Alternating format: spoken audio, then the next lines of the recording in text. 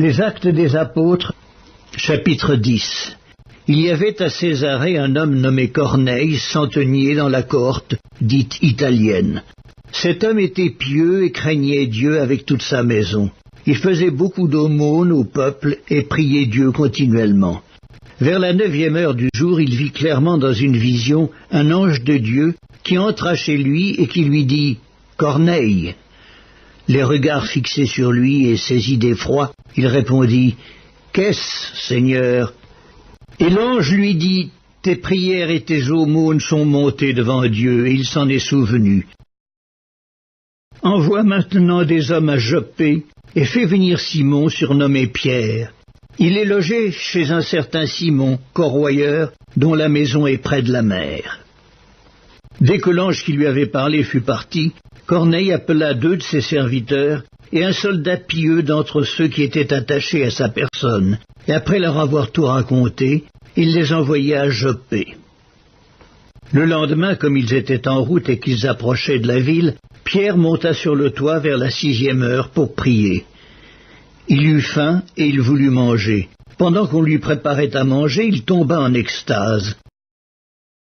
Il vit le ciel ouvert et un objet semblable à une grande nappe, attachée par les 4 coins, qui descendait et s'abaissait vers la terre, et où se trouvaient tous les quadrupèdes et les reptiles de la terre et les oiseaux du ciel. Et une voix lui dit « Lève-toi, Pierre, tue et mange. » Mais Pierre dit « Non, Seigneur, car je n'ai jamais rien mangé de souillé ni d'impur. » Et pour la seconde fois, la voix se fit encore entendre à lui. Ce que Dieu a déclaré pur, ne le regarde pas comme souillé. Cela arriva jusqu'à 3 fois, et aussitôt après, l'objet fut retiré dans le ciel.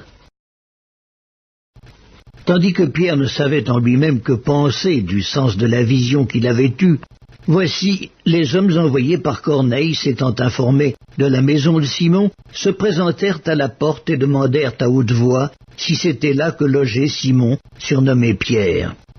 Et comme Pierre était à réfléchir sur la vision, l'Esprit lui dit « Voici, 3 hommes te demandent, lève-toi, descends, et pars avec eux sans hésiter, car c'est moi qui les ai envoyés. » Pierre donc descendit, et il dit à ces hommes « Voici, je suis celui que vous cherchez, quel est le motif qui vous amène ?» Ils répondirent « Corneille, centenier, homme juste et craignant Dieu, et de qui toute la nation des Juifs rend un bon témoignage, a été divinement averti par un saint ange de te faire venir dans sa maison et d'entendre tes paroles. » Pierre donc les fit entrer et les logea. Le lendemain, il se leva et partit avec eux. Quelques-uns des frères de Joppé l'accompagnèrent. Ils arrivèrent à Césarée le jour suivant. Corneille les attendait et avait invité ses parents et ses amis intimes. Lorsque Pierre entra, Corneille, qui était allé au-devant de lui, tomba à ses pieds et se prosterna. Mais Pierre le releva en disant « Lève-toi, moi aussi je suis un homme. » Et conversant avec lui, il entra et trouva beaucoup de personnes réunies. « Vous savez, leur dit-il, qu'il est défendu à un juif de se lier avec un étranger ou d'entrer chez lui. Mais Dieu m'a appris à ne regarder aucun homme comme souillé et impur. C'est pourquoi je n'ai pas eu d'objection à venir, puisque vous m'avez appelé.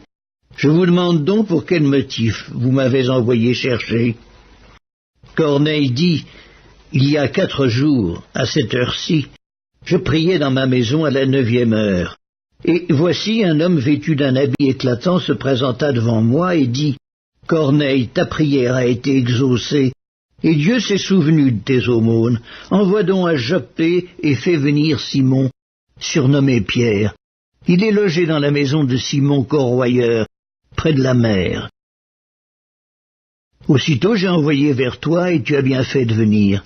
Maintenant donc nous sommes tous devant Dieu, pour entendre tout ce que le Seigneur t'a ordonné de nous dire. » Alors Pierre, ouvrant la bouche, dit, « En vérité, je reconnais que Dieu ne fait point exception de personne, mais qu'en toute nation, celui qui le craint et qui pratique la justice lui est agréable.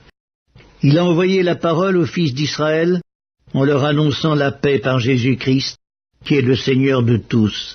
Vous savez ce qui est arrivé dans toute la Judée, après avoir commencé en Galilée, à la suite du baptême que Jean a prêché.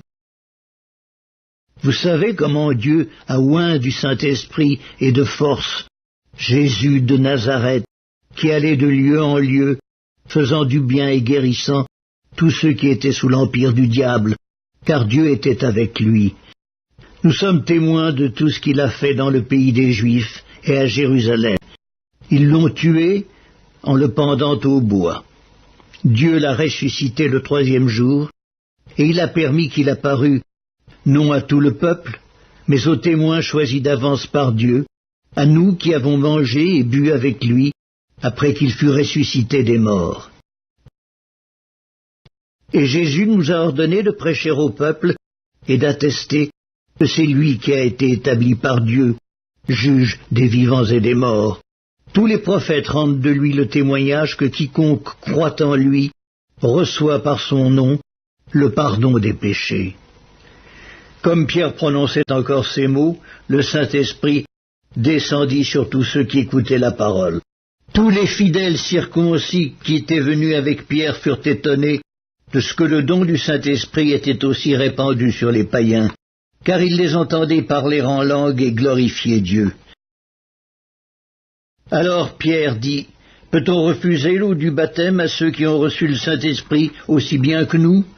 Et il ordonna qu'ils fussent baptisés au nom du Seigneur, sur quoi ils le prièrent de rester quelques jours auprès d'eux.